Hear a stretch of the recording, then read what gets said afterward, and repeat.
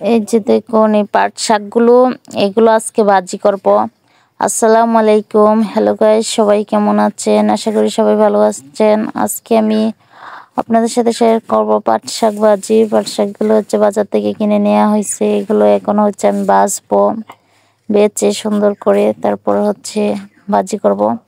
বাচ্চারা হচ্ছে এভাবে, যেহেতু পাট শাকগুলো কচি আছে, এভাবে হচ্ছে গিয়ে একদম ডগাগুলো সহ এরকম আস্ত করে এভাবে বাছতে হবে। একটা করে টান দিয়ে এভাবে বেছে নিতে হবে। এটাই পাট শাক বাছার নিয়ম।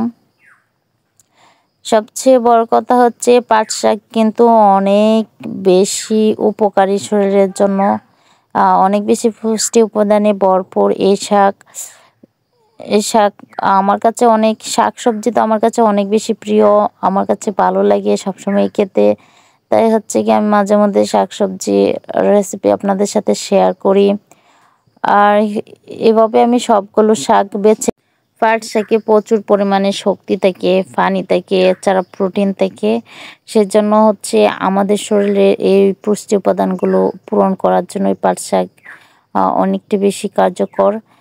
তাই আমি মাঝে মধ্যে এভাবে কাঁচা পাট শাক খাই। কাঁচা পাট শাকের আর শুকনো পাট শাক দুইটা হচ্ছে দুই রকম স্বাদ লাগে, খেতেও অনেক বেশি ভালো লাগে। এভাবে আমি সবগুলো হচ্ছে পাট শাক বেছে নেব। এখানে মোট হচ্ছে 4 থেকে 6 মুঠা সম্ভবত পাট শাক আছে। এগুলো সবগুলোই বাছতে হবে আস্তে আস্তে করে।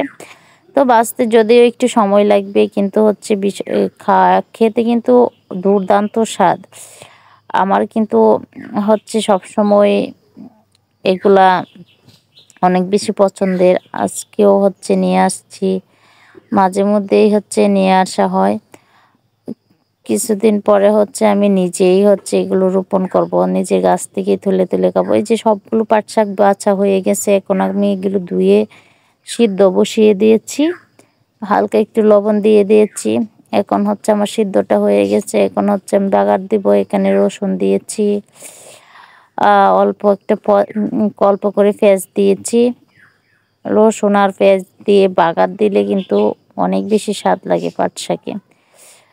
তো এই তো আমি শাকটা দিয়ে দিলাম, তো বাগার দিয়েছি, সাথে 5-6টা কাঁচামরিচও দিয়ে দিয়েছি। তো কাঁচামরিচটা এই শাকটা খেতে দারুণ স্বাদ লাগবে একসাথে করে। তো মাটির চুলায় রান্না করার জন্য ধোঁয়ার যে একটা বিষয়, এটা কিন্তু অনেক বেশি থাকে। ধোঁয়ার কারণে অনেক সমস্যা, ভিডিও ক্লিয়ার হয় না। এই জন্য আমি দুঃখিত। কারণ হচ্ছে যেহেতু ঘরের মধ্যে হচ্ছে চুলায় রান্না করি, এই জন্য আরও হচ্ছে কিছুটা অন্ধকারাচ্ছন্ন থাকে। আর দুর্দান্ত ধোঁয়া, একদম বেশি ধোঁয়া। তো সবাই ভালো থাকবেন, আল্লাহ হাফেজ।